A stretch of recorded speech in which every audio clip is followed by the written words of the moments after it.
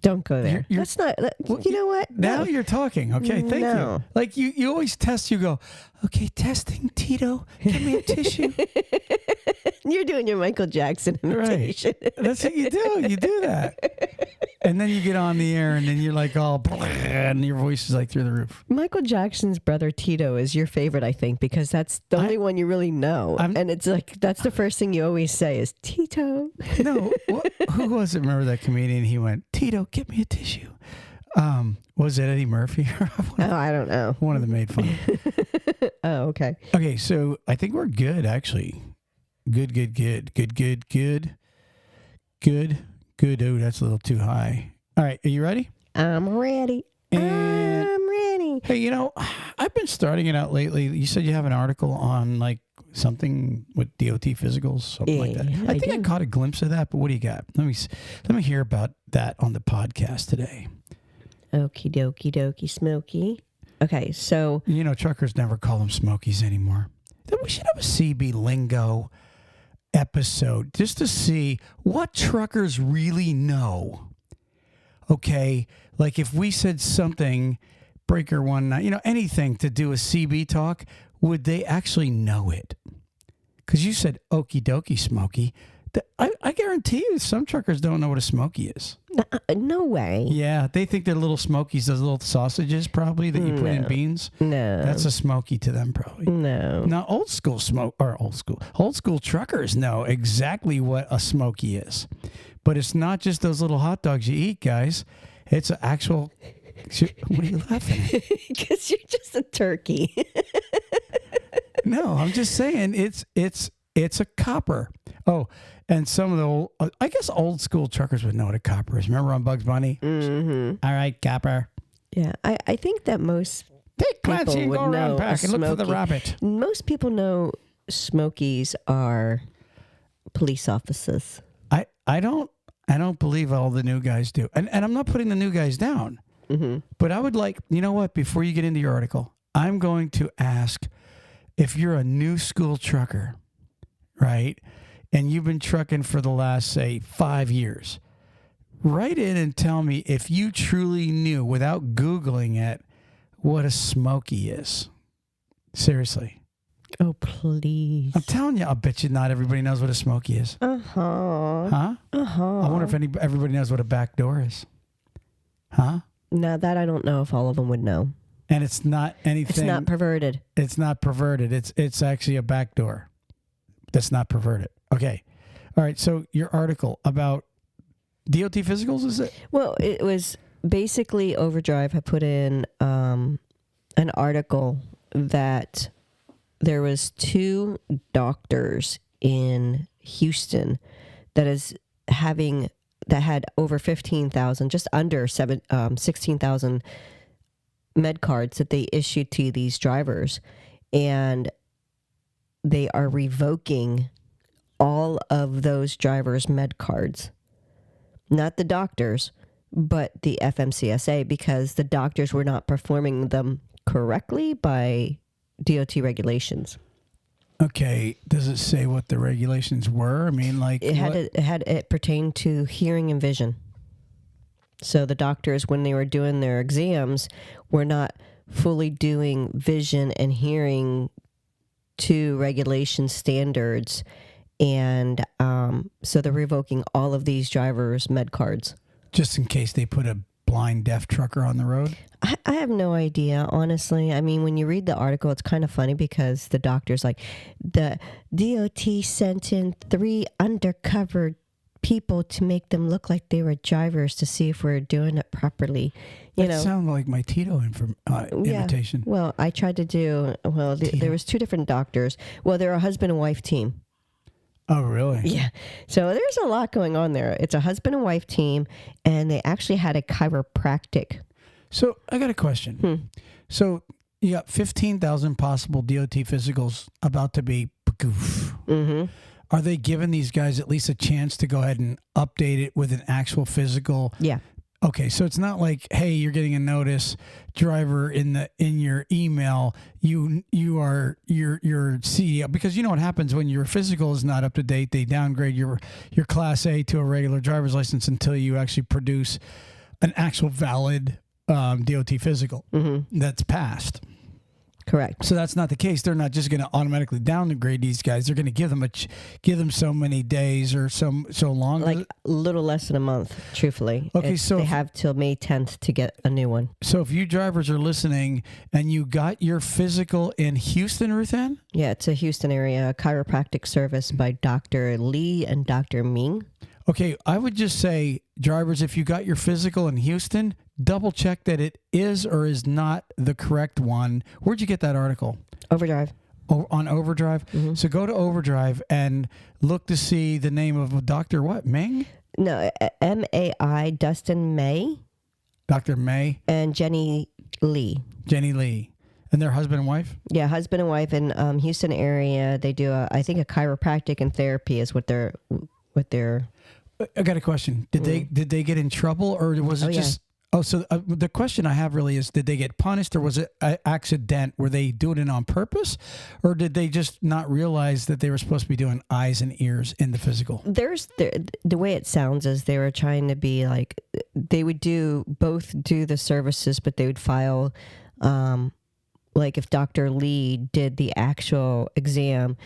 When they file the paperwork, they're filing it generally underneath one doctor. So it was like there was a lot of little things that they weren't doing, even though they both had their own registry number. And the FMCSA gave them to March or May, like a specific time frame to get everything resolved. They said they resolved it immediately, and whatever they have to do with that, if they don't resolve it by a specific time frame, they will be completely removed from the registry, not being able to perform any. So whatever it is, it's seriously enough to make them upset, the DOT. So. Okay. So again, let's just make this clear, drivers. If you are indeed a driver that got a physical in the last 2 years or 10? Yeah, actually March 2023 to March 2025. Okay, so if you got your physical done in Houston, okay, I would double check to make sure that you're not one of the drivers that has till May 10th, you said, Ruthann? Yeah. Till May 10th before your CDL gets dropped until you fix the physical. Ruthann, didn't you not say also earlier, isn't there like another... Like, did you say like Atlanta or something like that? Something also going on there, or was that not? Did I overhear you not right? Well, when I looked at it, it said it was related, but when I looked at it further, it was that it was actually a couple years ago, so it wasn't like something that was brand new. But I would definitely double check to make sure that there wasn't an incident with any of your med cards, because now they're also doing where I guess there's still some med cards that are not electronically done. And they're pushing to get that completely finalized. So I would just make sure that everything's not... If you're coming up, especially with your med card being expired, I would double check and make sure that there's no issues with it, for just that you don't run into any issues a month or so down the road. And you have to like now hustle and get something corrected because they downgraded your CDL on you. Thank you for that little article. No, seriously, because I guarantee you we're going to get an email at least from a driver or two saying, hey, I'm glad I heard that because I didn't know. And because here's the thing, if you work for a big trucking company, right, odds are they probably put out a message saying, especially if they know they have people in Houston, they're going to put out a note saying, hey, this happened. On their Qualcomm or their Samsung or whatever, GPS or communications they have with a driver, a big company is going to announce this. Right. Okay. But what if somebody works for One Truck Chuck? You know what I mean? And their owner doesn't even know what's going on, right? That's true. They may be listening to it on here. And, at least we're trying to help everybody, even the little guy, not just the big trucking companies. Anyways, I'm glad to help. I am glad to help. Absolutely. So I got to tell you what I did.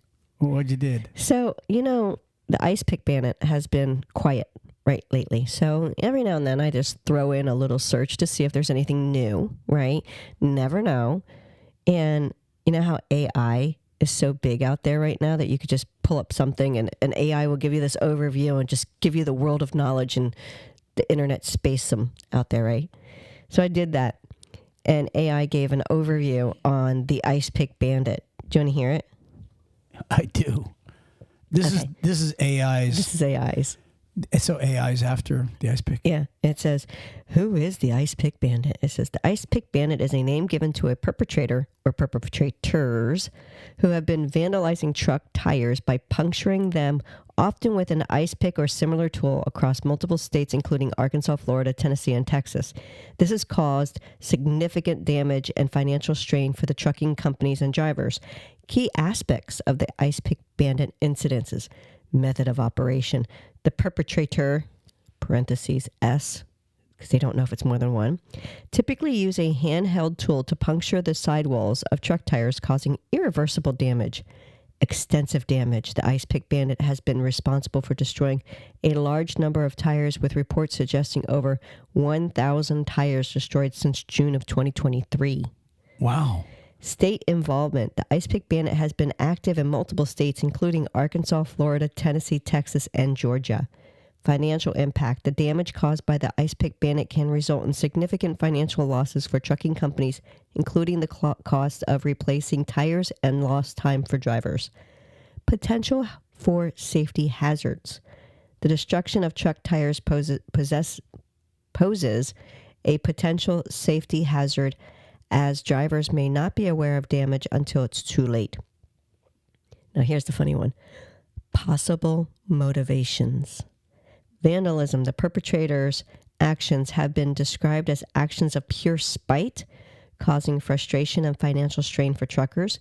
A disgruntled employee. For some authorities speculate that the Ice Pick Bandit may be a disgruntled employee or someone with knowledge of the trucking industry.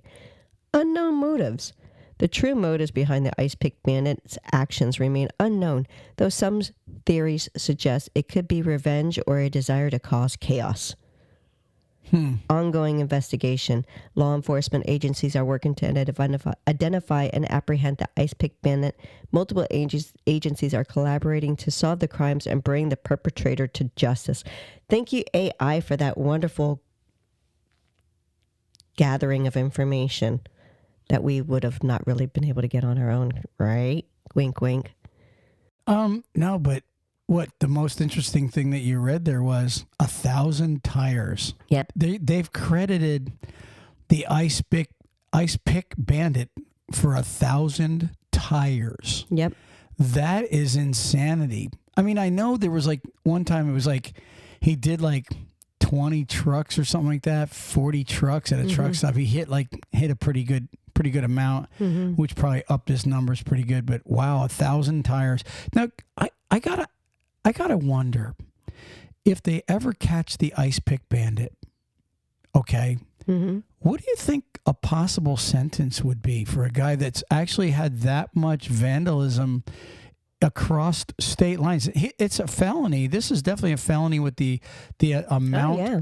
Well, when you cross state lines, it makes it a felony, but also when there's a certain amount of damages or theft involved, it also makes it a felony. So this guy's got multiple felony charges. I would almost think that he's going to prison for a long time. It isn't just like, hey, you're going to get 6 months. It sounds like this guy could get 20, 30 years, maybe more even. I would hope, actually. Well, you know how with, it hasn't mentioned it, at least I haven't come across where it mentioned it, but you know how certain tractors and certain trailers are hauling for federal, merchandise. So they usually have someone that's guarding the truck from a distance. They haven't mentioned any type of trailers that were, that were vandalized, that were hauling federal equipment or federal merchandise or anything like that.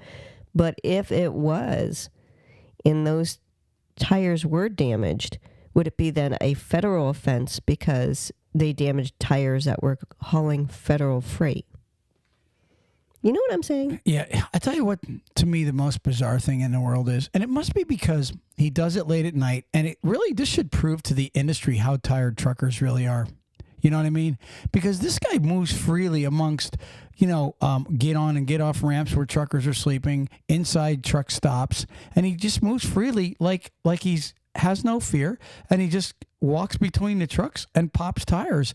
To be honest with you, it just goes to show you how tired truckers really are, because they're all just too damn tired to even know what's going on. I mean, how many times have we heard this ice pick bandit flattened all 18 wheels, and a guy didn't know until he started driving down the road. He didn't even know that somebody had taken out all of his tires. I mean, so it shows you how hard these drivers work, and it's a shame that you got.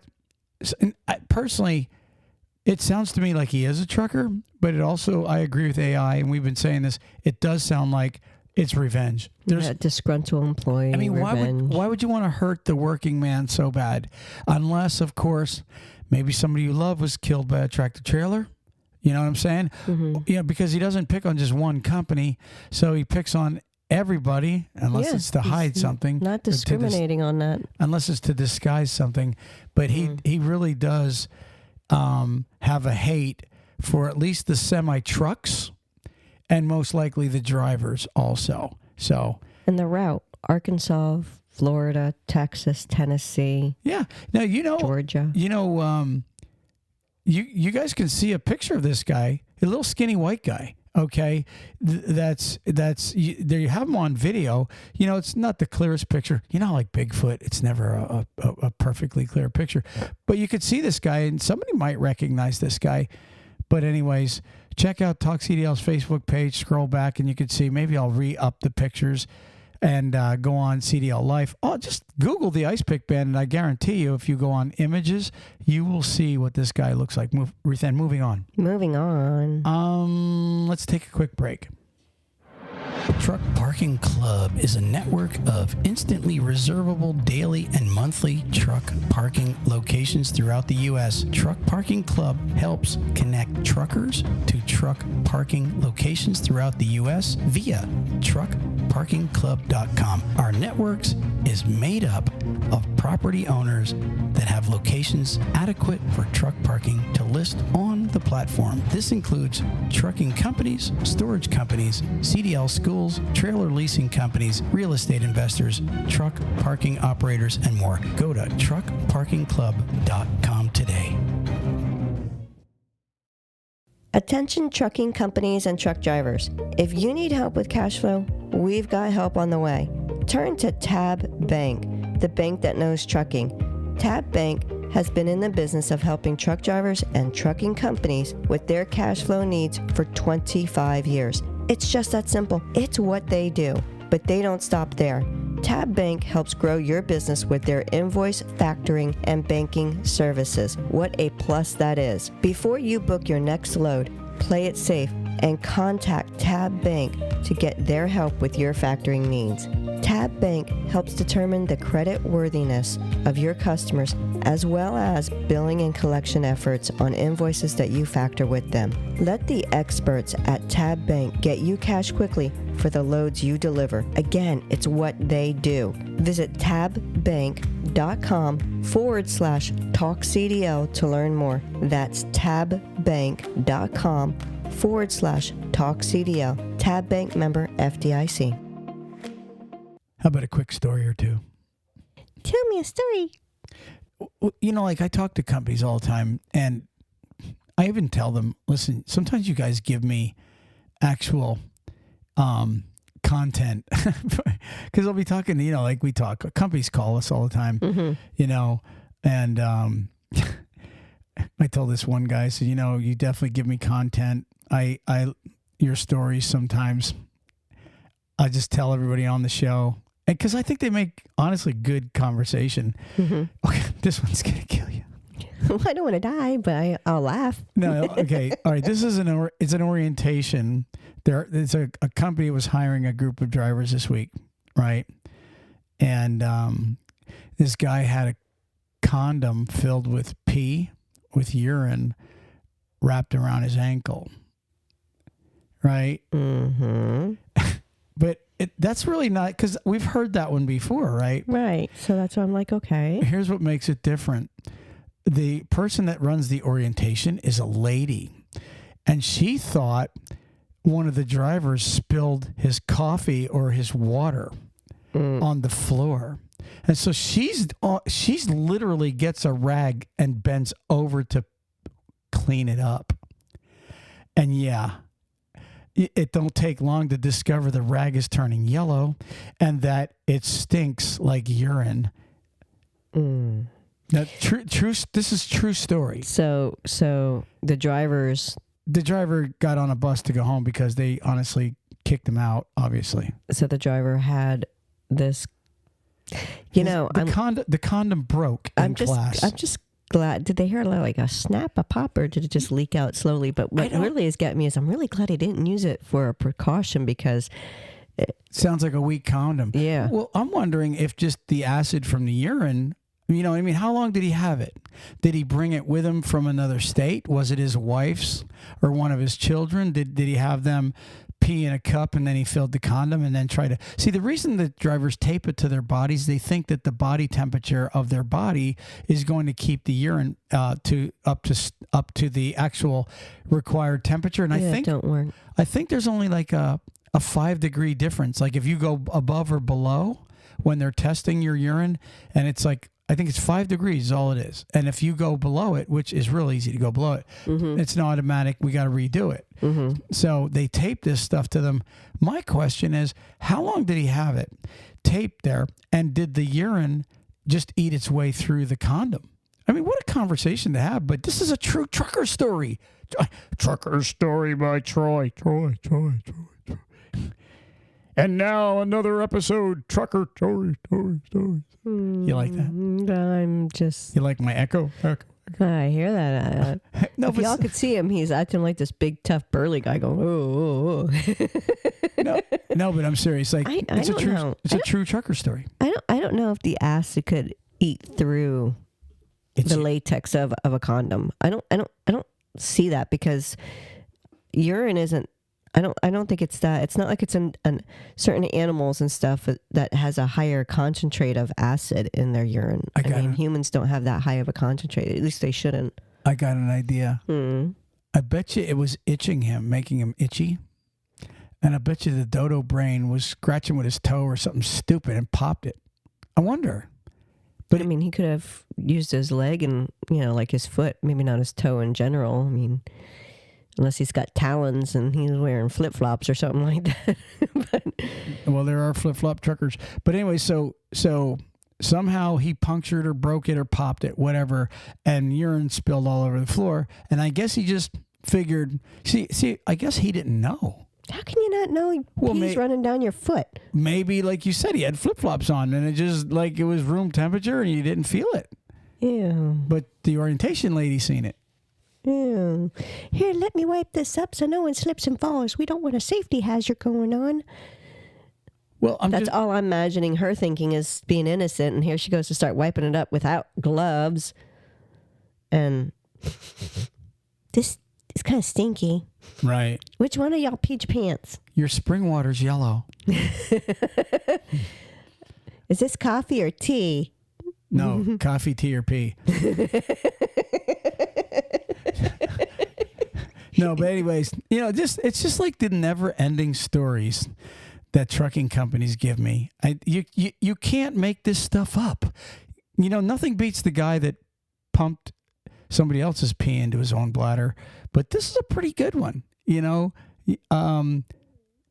I can only just imagine what the job reference is going to look like. So, anyways, do a body pat down before he comes into your orientation.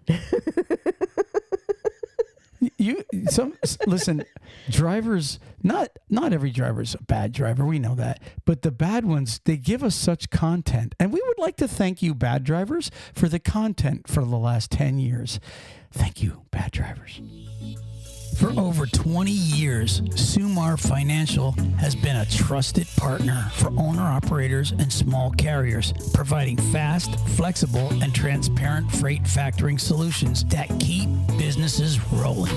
Here's why truckers choose Sumar. Number 1, same-day payments. Number 2, if a broker doesn't pay, Sumar takes the loss. Zero risk for you. Number 3, no reserve plan. Get all your money up front with no hidden final payouts. Number 4, no long-term commitment. Try Sumar with no minimum volume requirements or long-term contracts. Number 5, fuel card program with top savings. The best network in the country, flexible payment methods, and IFTA support. With fast, hassle-free payments, technology-driven solutions, dedicated account executives, no surprises, no hidden fees. Trust Sumar Financial to get your invoices paid today. And when we say paid today, we mean paid today. For more information and to learn about Sumar, go to landings.sumar.com/TalkCDL. That's landings.summar.com/TalkCDL. If you're a driver looking for a new trucking job, check out NCI. NCI offers the following: new Kenworth T680s, competitive wages, solo, team, and students welcome, plus a full benefit package for you and your family. Check them out today at 888-311-7076. That's 888-7076. And tell them TalkCDL sent you. I got one more story. Story. This is another trucking company, right? Okay. There's a thing they call the Friday Miracle. Do you know what the Friday Miracle is? It's when a truck driver calls a company on a Friday wanting to go to work by Monday. That's called the Friday Miracle. Okay. 99.9% of those guys never work out because they're normally somebody desperate at the last minute needing a job. It's usually what that is. Okay. You don't usually get a guy that's a really good driver, quits his job Friday morning, says, I want to go to work anywhere by Monday. Usually a driver knows where he wants to go. Okay. So it's usually really bad. Okay. Mm-hmm. For example, I worked for a company in Clayton, Alabama, years and years ago, and we ran a driver's license on a Friday, and the guy told me, I've got nothing, we're clean. It was a Pennsylvania license. You couldn't get them back until a day or two later at the time, right? Mm-hmm. So we brought him in, and Monday morning, he showed up for orientation, and guess what? So did his 2 DUIs. And he looked at us and said, oh, I forgot about them. So that's an example of the Friday Miracle. There's not really many miracles. So this company tells me about a Friday Miracle they had last week. Okay. All right. Now, the driver looks really good, right? Okay. It's a Friday. He's got like one job for 10 years, 15 years. No, I'm serious. So he was angry. He wanted to leave that company and not even look back. All I know is he looked really good. He checked out really good. Shows up Monday, right? And they get him through orientation partly, and they give him his truck, and the guy starts in. Now, this company, their truck speed is just below 70, right? He said, now this is weird. He goes, I don't drive unless my truck's set at 85, right? Then he gets in the truck. He says, the dashboard lights are too bright, right? Dummy could have just turned them down, right? Mm-hmm. They have a dial. But anyways, he calls in and starts complaining about the dash lights. Then he calls in and he starts complaining about the color of the truck. Okay, so now he wants to do 85. Yeah. He's complaining about lights. 85, wants his truck a different color, doesn't like the dash lights. This is what they call the Friday Miracle. This is a guy that was spoiled at his last job, but apparently got terminated, right, at his last job, even though it wasn't for much. I guess the company was downsizing or whatever, right? But this guy had a great job, 10, 15 years, same company, was making good money, So he thought he was a golden child. He thought he was the golden child. He had a long-nosed Peterbilt. I mean, this guy was like, had it all, right? So now he comes to this other company. They give him a pretty new truck, right? But it's not a long hood. It's just a Cascadia or a T680 or whatever they have, right? Mm-hmm. And so they give him this new truck, and it's, it's barely 70 mile an hour, just under 70 mile an hour truck.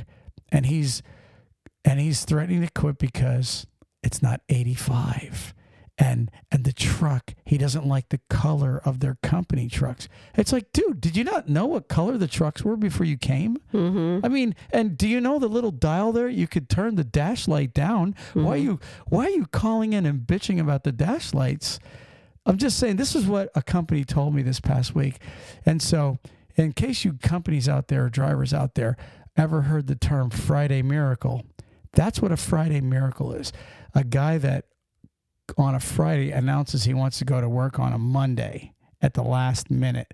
Those last minute guys, I'm telling you, you do your data searching and go back 500 years and you'll see that those Friday Miracles never produce. So 500 years ago, when we had tractor trailers and drivers, can you tell me? Yes. No, Friday Miracle. The Friday Caveman did not work out back then. Okay. So anyways, these were the two stories that I got from trucking companies this week. You know, I like to tell the story every now and then. Mm. But the urine, the condom on the ankle, that's a hard one to beat, especially when it breaks in class. Yeah, I'm still shivering over that one. You know. Can you imagine if a guy was walking by, oh man, something's leaking there. Did you spill your water? And he looks down and he realizes that, he walked past, and in the movies, what's the movie, Pet Detective or whatever, when they play the crying game, when they all kiss the guy. That's what I'm picturing. They all stepped in the guy's pee. Ew. Oh, I can imagine that's true. I wonder what the other drivers were thinking when they realized there's like pee all over the floor from the driver sitting beside them. Anyways, moving on. Tune in next week for trucker stories. Anyways. True trucker stories. Okay, so check this out. This is a crazy story. We actually put it up on TalkCDL's media this week, and we got this story. Truck driver that was distracted. Now, this happened 5 years ago. Listen to this story. A trucker 5 years ago, he was distracted. Guess what he was doing? Adjusting his radio, right? And he looked up, ended up killing a 70-year-old man. Mm. Okay, well, he just got sentenced like this past week or this past month to 15 years in prison. And he's going to have to do a minimum of 6. But so he ends up, now it's not like he was DUI. It's not like he was texting and driving. All he looked down and it says, I guess they had it on dash cam for 20 seconds. So this is how far you can travel in 20 seconds. He looks down and is adjusting his radio. So my guess is it's his FM radio, right? Because usually your CB is above your head. Mm-hmm. So there he is, and doesn't look up for 20 seconds. Now you at say 70 miles an hour, you can travel pretty damn far in 20 seconds. I'm not saying the guy doesn't deserve to be punished, but to me, when you see a lot of these illegal immigrants and people that have killed people getting like very little sentences, DUI guys that end up killing people getting very little sentence, I don't think a truck driver that was adjusting his radio, it was a mistake. And I'm not saying that it was okay for him to kill anybody. I'm just saying 15 years seemed a little harsh compared to some of the other sentences I see out there. What do you think? Well, I was trying to figure out why it took 5 years just for him to get sentenced. Well, somebody asked that, and my answer is probably lawyers. Just tied it up. You know how lawyers are. They tie things up, and they keep doing things. That's probably why he only has to serve 6, because he's already been serving for 5 years. I mean, I don't understand that. So that kind of like threw me off there when you were saying that. I don't think he was serving any. I think he's now going to jail. The way it read. Yeah. Oh, okay. Yeah, it's only just now catching up to him. So I don't know. Again, I'm not an advocate, and you should definitely be punished if you kill somebody. I mean, I feel for the family, but 15 years when everybody else seems to get a lot less when they're like drunk. I mean, I've seen, honestly, DUI guys get like way less, and texting and driving ones get way less. And there's all kind of stuff with illegals getting way less. Yeah. And here's an American truck driver. Again, I got to keep saying it because somebody's going to write in and go, this guy should be thrown away, blah, blah, blah. He deserves it. He deserves to be punished. I'm just saying that it seems like he got a little harsher punishment than most when it comes to this particular And it is a crime, what he did. But anyways, that's my opinion. I'm allowed that. What do you think? You good? Yeah. No, I'm good. All right, let's move on. I got one other thing I wanted to talk about. And it's just a mention. There's a new law, and they're cracking down, mainly in California. Texas is also. And what it is it's a bill that would require fleets, listen to this, to disable dash cams and monitor devices anytime a driver is off duty, including paid rest breaks and meal periods, even if they are inside the truck. No consent option, no gray area, just off during private time. Now, there's legal people and companies, they're all pissed off at California because California is trying to say, look, when a driver's off duty, you shouldn't be able to watch this guy, right? Now, here's the one thing that I actually agree with California on. Yeah, that's, I'm like, wow. Yeah, exactly. Texas is cracking down on it. And it's like, people are pissed off because why? Because like when you have a dash cam, right? Mm-hmm. And if it's set up right, like if somebody steals or if somebody runs into you while you're sleeping, or even if a driver cheats on his logs, is what one of the things they're getting at. If a driver is not shutting down correctly, if he's off duty, they're saying, well, you can catch drivers cheating. You could see somebody stealing. You could see all kinds of illegal activity going if that dash cam is accessible. But I agree with what you just said. A truck driver is a man or a woman. He should have his own private time. Why should you have to babysit a truck driver when he's not working just to protect your truck? I got an idea, trucking company.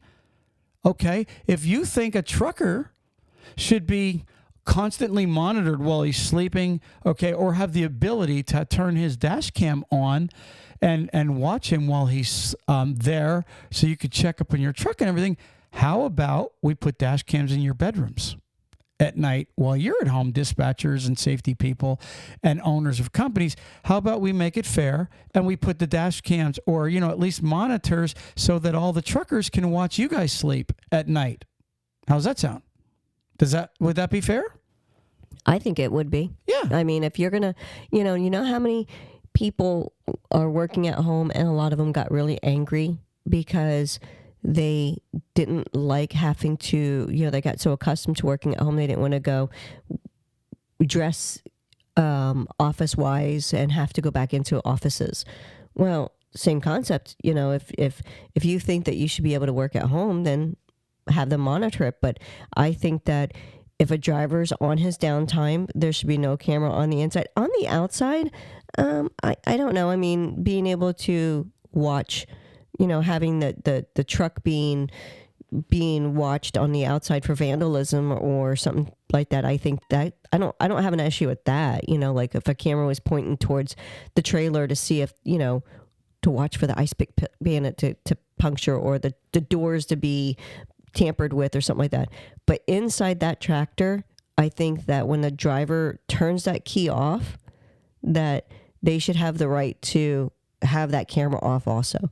I think that they shouldn't be forced to have it on. Well, I bet you 99.9% of every trucking company, when the driver's off duty, isn't paying him. They're not on the clock. Okay? So why should a guy that's completely off the clock have to be watched? Agreed. There's a zero reason why you should have to watch the truck driver. And I know a lot of the dash cams really aren't on unless something happens. But still, you have the ability to flip a button and start watching that truck driver. And you should not have that ability. You should not have the ability to invade their privacy. I believe that 100%. And I'm talking like every night when they're on their 10-hour break, you should not be able to watch them. It's none of your business if he's in there picking his nose or he's in there cooking his dinner or he's in there making love to his wife. You absolutely have zero. Again, I mean, if the president of these trucking companies are willing to put a monitor in their bedroom and let truck drivers, tune in anytime they want to, then I would say it's fair.